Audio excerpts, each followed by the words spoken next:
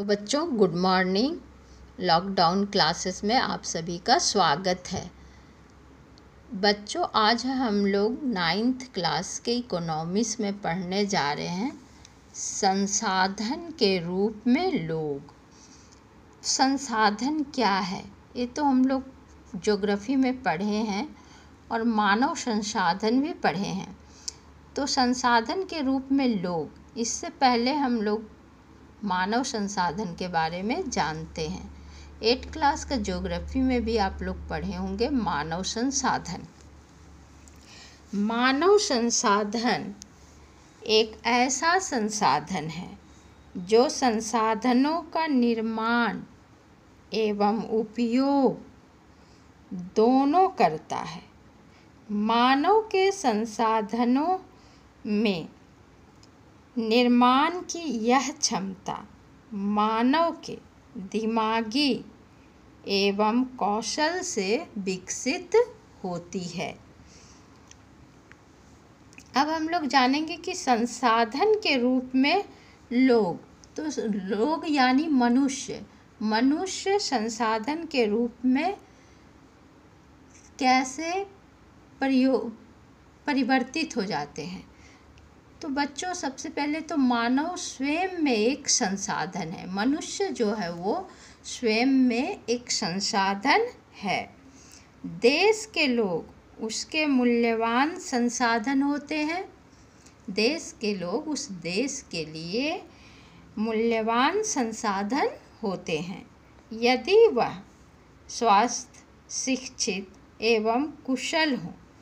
मानवीय साधन के बिना आर्थिक क्रियाएं संभव नहीं है।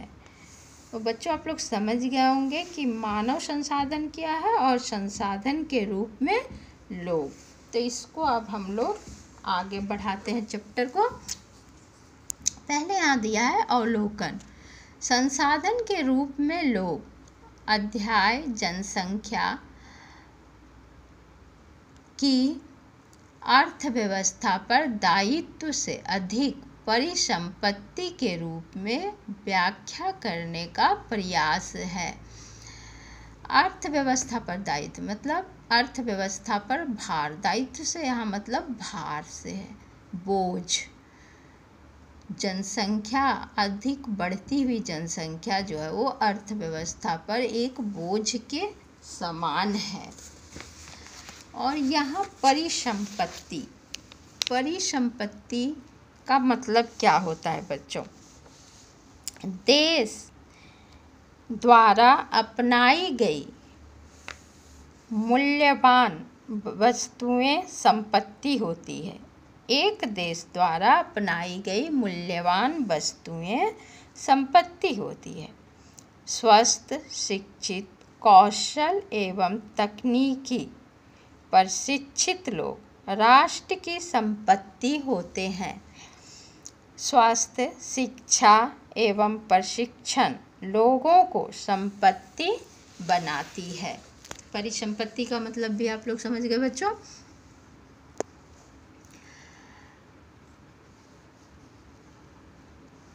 जब शिक्षा, प्रशिक्षण और चिकित्सा सेवाओं में निवेश किया जाता है तो वही जनसंख्या मानव पूंजी में बदल जाती। एक तरफ तो चिंता का विषय है बच्चों की बढ़ती हुई जनसंख्या जो है वो अर्थव्यवस्था पर दायित्व यानी बोझ ना बन जाए, लेकिन एक तरफ बढ़ती हुई जनसंख्या जो है वो देश के लिए परिसंपत्ति भी बन सकती है अगर वो जनसंख्या शिक्षित हो, स्वस्थ हो। तो जनसंख्या जो है वो मानव पूंजी में बदल जाती है।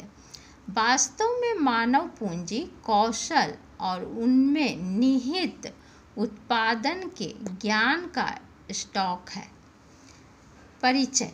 संसाधन के रूप में लोग वर्तमान उत्पादन कौशल और क्षमताओं के संदर्भ में किसी देश के कार्यरत लोगों का वर्णन करने का तरीका है।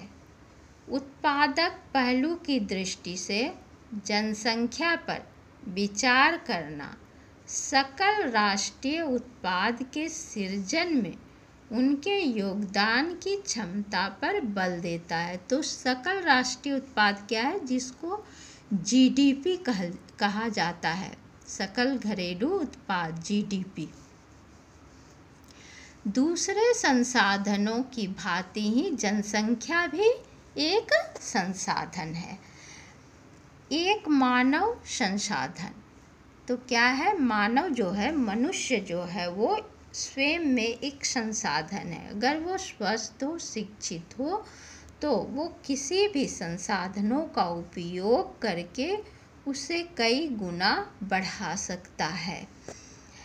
यह विशाल जनसंख्या का एक सकारात्मक पहलू है, जिसे प्रायः उस वक्त अनदेखा कर दिया जाता है जब हम इसके नकारात्मक पहलू को देखते हैं, जैसे भोजन, शिक्षा और स्वास्थ्य सुविधाओं की जनसंख्या तक पहुंच से संबंधित समस्याओं पर विचार करते हैं।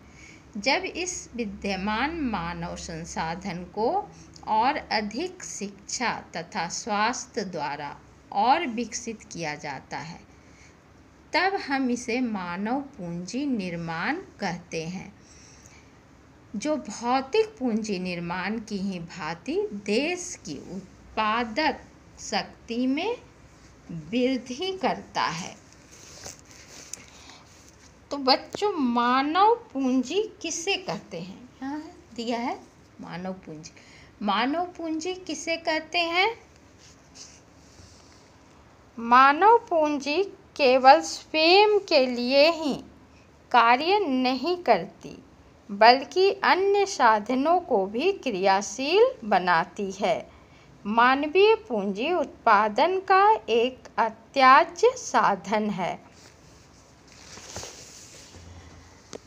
मानव पूंजी में निवेश शिक्षा, प्रशिक्षण और स्वास्थ्य सेवा के द्वारा भौतिक पूंजी की ही भांति प्रतिफल प्रदान करता है। अधिक शिक्षित या बेहतर प्रशिक्षित लोगों की उच्च उत्पादकता के कारण होने वाली अधिक आय और साथ ही अधिक स्वस्थ लोगों की उच्च उत्पादकता के रूप में इसे प्रत्यक्षतः देखा जा सकता है। उच्च आय से केवल अधिक शिक्षित और अधिक स्वस्थ लोगों को लाभ होता है, बल्कि समाज को भी अप्रत्यक्ष तरीकों से लाभ होता है, क्योंकि अधिक शिक्षित या अधिक स्वस्थ जनसंख्या का लाभ उन लोगों तक भी पहुंचता है जो स्वयं प्रत्यक्ष रूप से उतने शिक्षित नहीं हैं या उतनी स्वास्थ्य सेवाएं उन्हें प्रदान नहीं की गई है। वास्तव में मानव पूंजी एक तरह से अन्य संसाधनों जैसे भूमि और भौतिक पूंजी से श्रेष्ठ है, क्योंकि मानव संसाधन भूमि और पूंजी का उपयोग कर सकता है। भूमि और पूंजी अपने आप उपयोग नहीं हो सकती है। देखिए बच्चों, यहाँ समझिए, मानव संसाधन जो है वो भूमि और पूंजी का उपयोग करता है, उससे वो बहुत अधिक उसका उपयोग करके संसाधनों को जुटा सकता है, पैसे जुटा सकता है। लेकिन भूमि और पूंजी अपने आप उपयोगी नहीं हो सकते। इसको उपयोगी कौन बनाएगा? मानव बनाएगा। भूमि और पूंजी को उपयोगी कौन बनाएगा? मानव बनाएगा। लेकिन भूमि और पूंजी मानव को उपयोगी नहीं बना सकता है। अनेक दशकों से भारत में विशाल जनसंख्या को एक परिसंपत्ति की अपेक्षा एक दायित्व माना जा रहा है। भारत एक विशाल देश है और इसकी जनसंख्या भी बहुत विशाल है, तो इसको एक विशाल जनसंख्या को एक परिसंपत्ति की अपेक्षा परिसंपत्ति नहीं मानकर बल्कि एक बोझ, दायित्व मतलब एक बोझ माना जा रहा है। अनेक दशकों से भारत में विशाल जनसंख्या को परिसंपत्ति की अपेक्षा एक दायित्व माना जा रहा है, यानी एक बोझ के समान माना जा रहा है। लेकिन यह आवश्यक नहीं कि एक विशाल जनसंख्या देश के लिए दायित्व ही हो। लेकिन यह आवश्यक नहीं है कि एक विशाल जनसंख्या जो है वो देश के लिए भार ही हो। अगर वो जनसंख्या पढ़ी लिखी हो, शिक्षित हो, तो वो देश के लिए परिसंपत्ति हो जाती है। मानव पूंजी में निवेश द्वारा इसे एक उत्पादक परिसंपत्ति में बदला जा सकता है। तो जैसा कि बच्चों शुरू में ही बोले कि मानव जो है, मनुष्य जो है, वो अपने आप में एक पूंजी है। तो इसके द्वारा उत्पादक परिसंपत्ति में इसको बदला जा सकता है। जनसंख्या को उत्पादक संपत्ति में बदला जा सकता है। उदाहरण के लिए सबके लिए शिक्षा और स्वास्थ्य, आधुनिक प्रौद्योगिकी के प्रयोग में औद्योगिक और कृषि श्रमिकों के प्रशिक्षण, उपयोगी वैज्ञानिक अनुसंधान आदि पर संसाधनों के व्यय द्वारा संसाधनों को खर्च करके।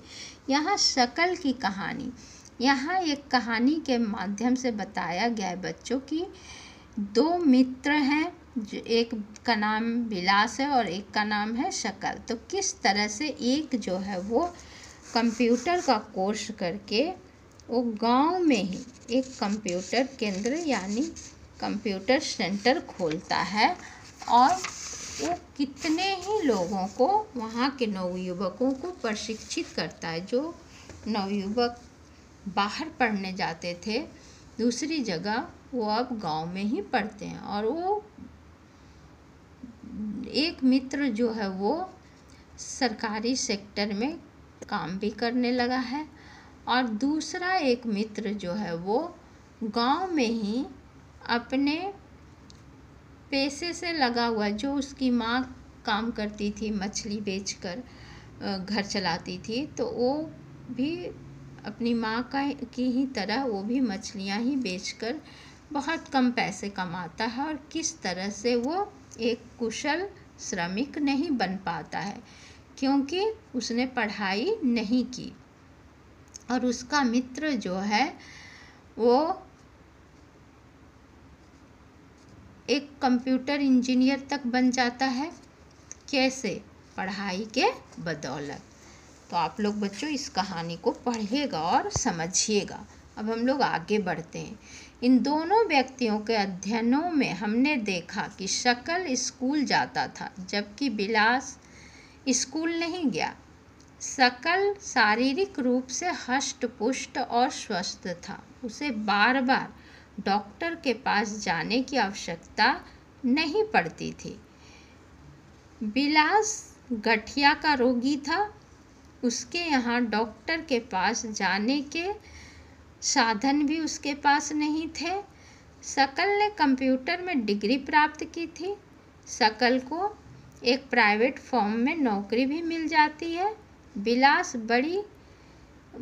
जो है वो वही काम करता है जो उसकी माँ करती थी, मछली बेचने का काम।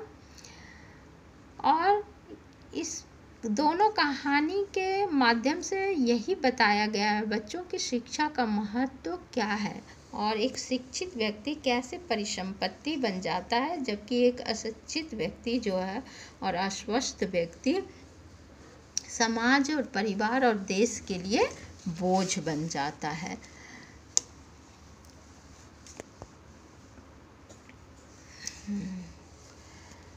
शकल के मामले में कई वर्षों की शिक्षा ने उसके श्रम की गुणवत्ता को और भी अधिक बढ़ा दिया। इससे उसकी कुल उत्पादकता में वृद्धि हुई। कुल उत्पादकता देश की समृद्धि में योगदान देती है।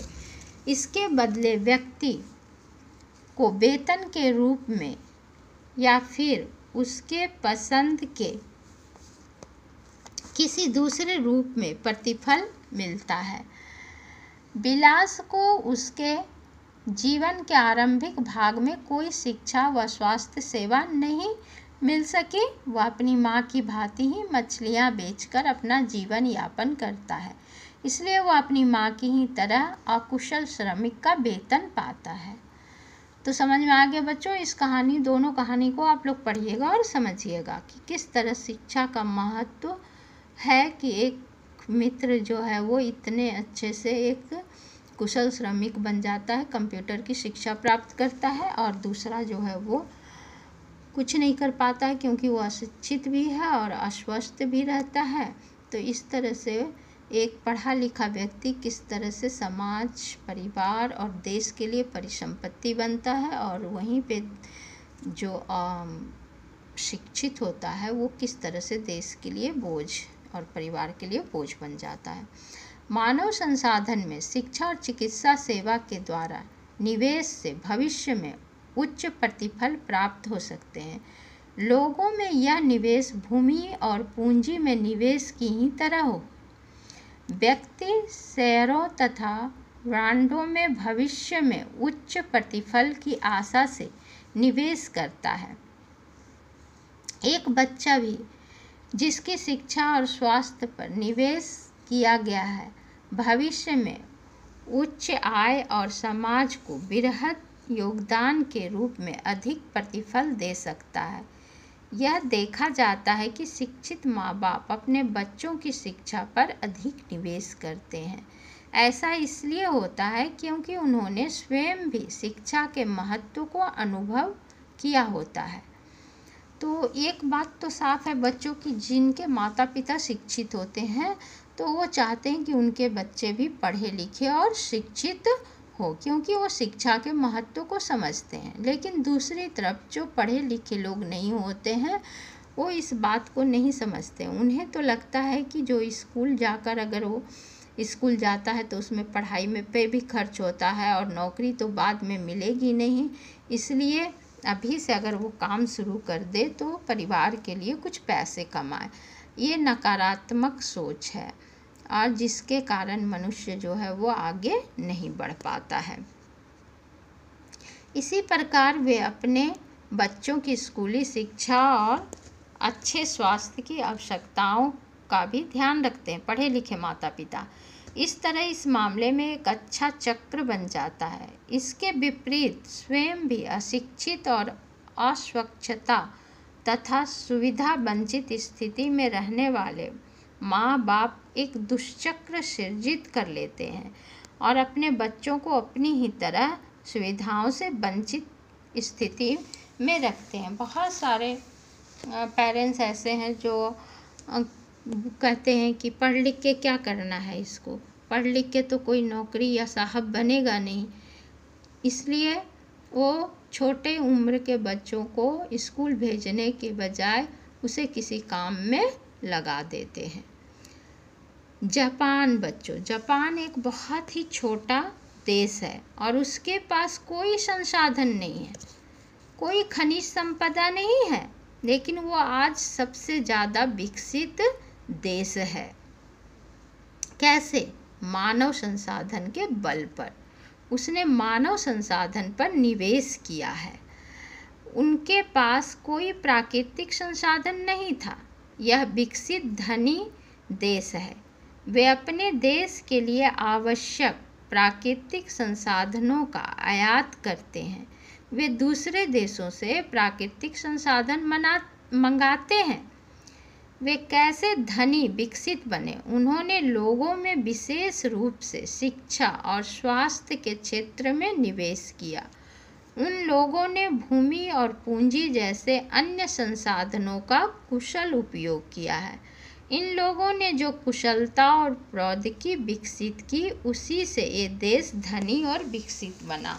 तो बच्चों, जापान एक छोटा सा देश है। वहाँ किसी तरह का प्राकृतिक संसाधन नहीं है, बल्कि वो दूसरे देशों से प्राकृतिक संसाधनों को मंगाता है। तो वो इतना आगे कैसे बढ़ा? क्योंकि उसने मानव के ऊपर पूंजी लगाई। मानव संसाधन के द्वारा वो आज इतना धनी और विकसित देश बन सका है। अमेरिका ने जापान पे जब बम गिराया था, जापान के हिरोशिमा पे, तो पूरा जापान जो है वो नष्ट हो गया था। मतलब सारी वहाँ की अर्थव्यवस्था जो है वो ध्वंस हो गई थी, लेकिन वो फिर से मानव पूंजी के बल पर उठ खड़ा हुआ। विलास और शकल की तरह लोग विभिन्न क्रियाकलापों में संलग्न हैं।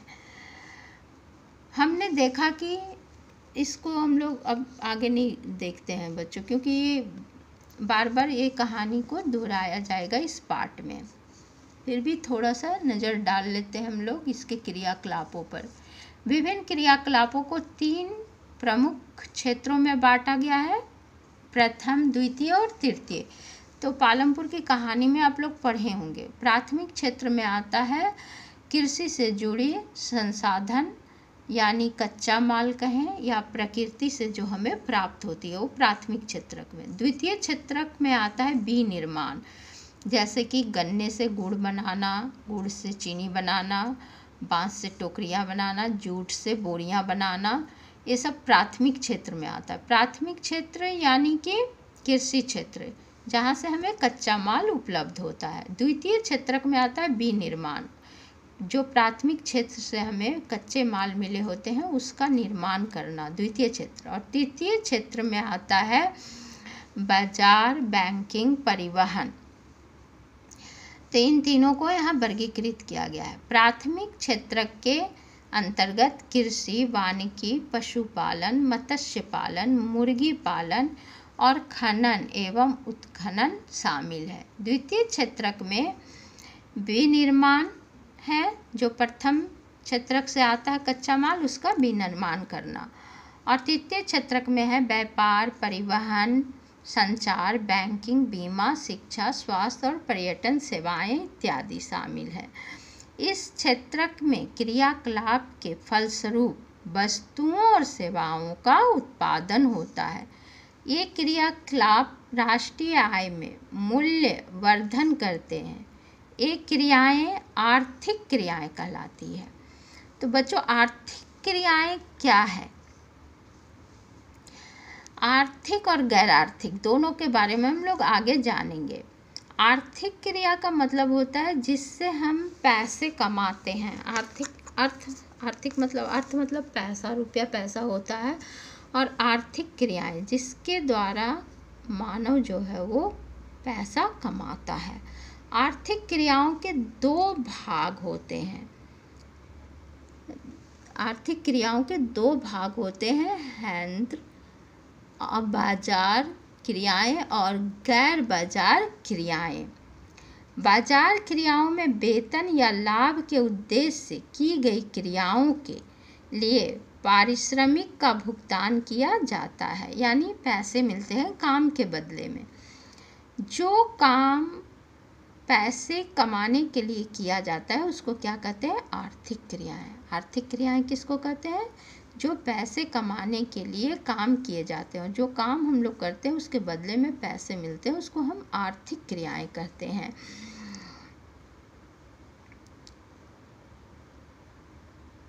इनमें सरकारी सेवा सहित वस्तु या सेवाओं का उत्पादन शामिल है। गैर बाजार क्रियाओं से अभिप्राय स्वयं उपभोग के लिए उत्पादन है। और गैर आर्थिक क्रियाएं क्या है? जिसमें मनुष्य पैसे कमाने के लिए कोई काम नहीं करता है, उसमें भावनात्मक रूप से वो किसी काम से जुड़ा हो या अपने उपभोग के लिए वो उत्पादन करता हो। इनमें प्राथमिक उत्पादों का उपभोग और प्रसंस्करण तथा अचल संपत्तियों का स्वलेखा उत्पादन होता है। तो बच्चों, पहले हम लोग समझ लें आर्थिक और गैर आर्थिक क्रिया। तो आर्थिक क्रिया उसे कहते हैं जो पैसे कमाने के लिए किए जाते हैं, और गैर आर्थिक क्रियाएं जिसमें पैसे कमाने के लिए नहीं किया जाता है बल्कि व्यक्ति स्वयं उपभोग के लिए करता है। या हम इसको इस तरह से भी समझ सकते हैं कि मान लो जब कोई टीचर बच्चों को पढ़ाते हैं और उसके बदले में उन्हें पैसे मिलते हैं तो उसको आर्थिक क्रिया कहा जाता है।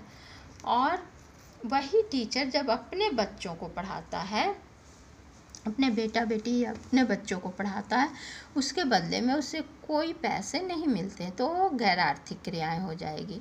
एक डॉक्टर जैसे किसी पेशेंट को देखता है तो उसके बदले में उसे पैसे मिलते हैं, लेकिन वही डॉक्टर जब अपने फैमिली मेम्बर का इलाज करता है तो उसके बदले में उसे किसी तरह के पैसे नहीं मिलते हैं, तो वो गैर आर्थिक क्रियाएं हो गई।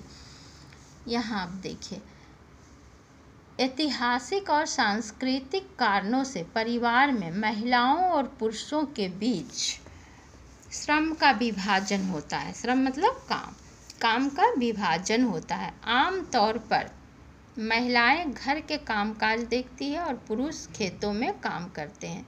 शकल की माँ शीला खाना पकाती है, बर्तन साफ करती है, कपड़े धोती है, घर की सफाई करती है और अपने बच्चों की देखभाल करती है।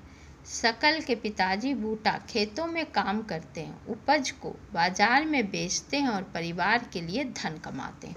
तो यह देखिए बच्चों, यहाँ जो शकल की माँ है जिसका नाम शीला है, वो अपने घर के लिए काम कर रही है। बर्तन साफ करना, खाना पकाना, बच्चों को संभालना, घर की सफाई करना, उसके बदले में उसे कोई पारिश्रमिक यानी कोई पैसे नहीं मिलते हैं।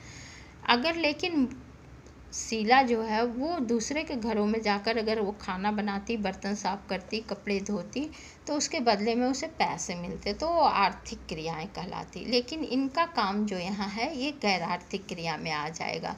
लेकिन शकल के पिता जो है ये आर्थिक क्रिया है, क्योंकि ये पैसे कमा रहे हैं, पैसे कमा रहे हैं ना, तो ये आर्थिक क्रिया हुआ।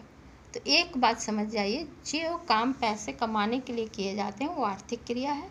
जो काम स्वयं के लिए किया जाता है जिसके बदले में किसी तरह के पैसे नहीं मिलते हैं तो वो गैर आर्थिक क्रिया हुई। शीला परिवार के पालन पोषण के लिए जो सेवाएं प्रदान करती है उसके लिए उसे कोई भुगतान नहीं किया जाता। बूटा धन कमाता है जिसे वह परिवार के पालन पोषण पर खर्च करता है। परिवार के लिए दी गई सेवाओं के बदले महिलाओं को भुगतान नहीं किया जाता। उनकी सेवाओं को राष्ट्रीय आय में भी नहीं जोड़ा जाता। बिलास की माँ गीता मछली बेचकर आय कमाती थी। इस तरह महिलाओं को उनकी सेवाओं के लिए तब भुगतान किया जाता है जब वे श्रम बाजार में प्रवेश करती है। उनके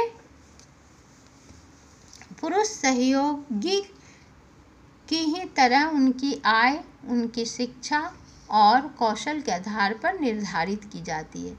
शिक्षा व्यक्ति के उपलब्ध आर्थिक अवसरों के बेहतर उपयोग में सहायता करती है। शिक्षा और कौशल बाजार में किसी व्यक्ति की आय के प्रमुख निर्धारक हैं। तो बच्चों आप लोग समझ गए होंगे कि गैर आर्थिक और आर्थिक क्रियाएं क्या है। जो काम पैसे कमाने के लिए किए जाते हैं वो आर्थिक क्रियाएं हैं। जो काम स्वयं के उपभोग के लिए किए जाते हैं या भावात्मक रूप से जो काम किए जाते हैं या अपने परिवार के लिए जो किए जाते हैं जिसके बदले कोई पैसे नहीं मिलते तो वो गैर आर्थिक क्रियाएं हुई। शिक्षा और कौशल बाजार में किसी व्यक्ति की आय के प्रमुख निर्धारक हैं। अधिकांश महिलाओं के पास बहुत कम शिक्षा और निम्न कौशल स्तर है। पुरुषों की अपेक्षा महिलाओं को कम पारिश्रमिक भी दिया जाता और कहीं कहीं तो बच्चों पुरुषों की अपेक्षा महिलाओं को बहुत कम पैसे दिए जाते हैं। काम दोनों का बराबर होता है लेकिन महिलाओं को कम पैसे दिए जाते हैं। अभी भी हमारे देश में बहुत सारे ऐसे क्षेत्र हैं जहां इस तरह के भेदभाव होते हैं। अधिकतर महिलाएं वहां काम करती है जहां नौकरी की सुरक्षा नहीं होती है तथा कानूनी सुरक्षा का अभाव है। अनियमित रोजगार और निम्न आय इस क्षेत्र की विशेषताएं हैं। इस क्षेत्र में प्रसूति अवकाश यानी कि मातृत्व अवकाश, जब माँ बनती है कोई स्त्री तब, शिशु देखभाल और अन्य सामाजिक सुरक्षा तंत्र जैसी सुविधाएं उपलब्ध नहीं होती है। तथापि उच्च शिक्षा और उच्च कौशल वाली महिलाओं को पुरुषों के बराबर वेतन मिलता है। संगठित क्षेत्र में शिक्षण और चिकित्सा उन्हें सबसे अधिक आकर्षित करते हैं। कुछ महिलाओं ने सामान्य नौकरियों के अलावा प्रशासनिक और अन्य सेवाओं में भी प्रवेश किया है जिसमें वैज्ञानिक और प्रौद्योगिकीय सेवा के उच्च स्तर की आवश्यकता पड़ती है। अपनी बहन या साथ पढ़ रही किसी सहपाठी से पूछिए कि वह बड़ी होकर क्या बनना चाहती है। देखिए बच्चों, यहाँ एक जिक्र आया है संगठित क्षेत्र का। तो संगठित क्षेत्र और असंगठित क्षेत्र के बारे में आप लोग अगली क्लास यानी 10 क्लास में विस्तार से पढ़िएगा। लेकिन फिर भी मैं यहाँ थोड़ा आपको बता देती हूँ कि संगठित क्षेत्र किसे कहते हैं। ये देखिए, संगठित क्षेत्र किसे कहते हैं। संगठित क्षेत्र जो सरकार द्वारा निर्माण किया गया हो या सरकार द्वारा पंजीकृत हो, जो सरकारी काम हो और जहाँ नियम या नियमन होते हैं और अवकाश के भी कोई पैसे नहीं काटे जाते हैं। संगठित मतलब सरकारी क्षेत्र और असंगठित का मतलब होता है प्राइवेट सेक्टर। इसको 10 क्लास में हम लोग समझेंगे विस्तार से। अब है जनसंख्या की गुणवत्ता। यहाँ से हम लोग अगला वीडियो में फिर यहाँ से हम लोग पढ़ेंगे बच्चों कि जनसंख्या की गुणवत्ता। जनसंख्या को तो अभिशाप माना जाता है कि बढ़ती हुई जनसंख्या एक विस्फोटक है, एक अभिशाप है, लेकिन हम लोग जानेंगे कि किस तरह से जनसंख्या भी जो है वो देश के लिए भार नहीं हो सकती अगर वो जनसंख्या पढ़ी लिखी स्वस्थ हो। तो अगला वीडियो में हम लोग यहाँ से देखेंगे। धन्यवाद बच्चों। वीडियो को आप लोग लाइक कीजिए, सब्सक्राइब कर लीजिए और बेल बटन को भी दबाइए बच्चों, ताकि हमें पता चले कि आप लोग को पढ़ाई पसंद आ रही है, आप लोग पढ़ रहे हैं। तो मैं उम्मीद करती हूँ कि आप लोग पढ़ेंगे और इसको समझेंगे भी। धन्यवाद बच्चों।